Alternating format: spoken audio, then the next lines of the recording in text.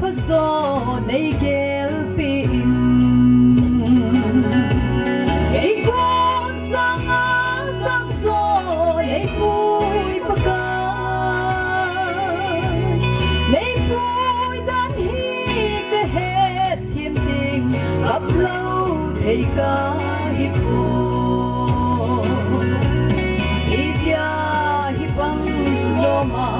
này ngày đút hầm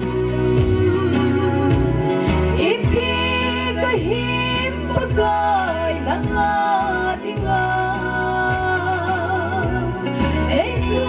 tan lên đây mắt nôm đàn đồn phim đây đồn gì tay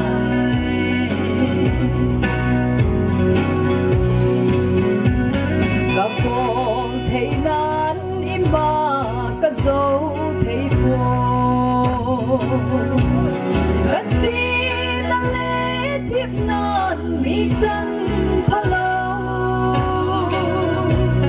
cất ta sáng sinh bức gai nắng màn cả ghé khen lắm đây vui đi tia hi vắng mô mà đây ngày đút hầm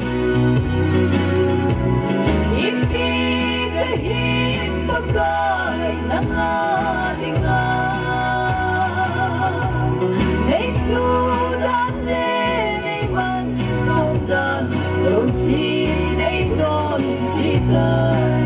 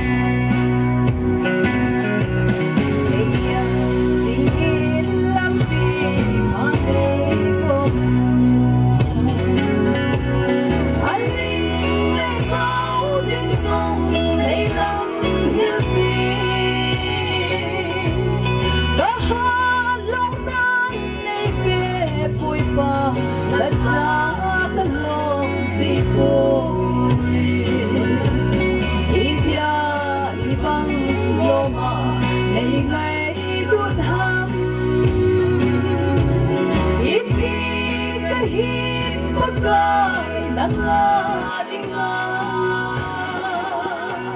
ấy dù đan lên đây vẫn không đàn đồn phim đây đồn gì tay ấy dù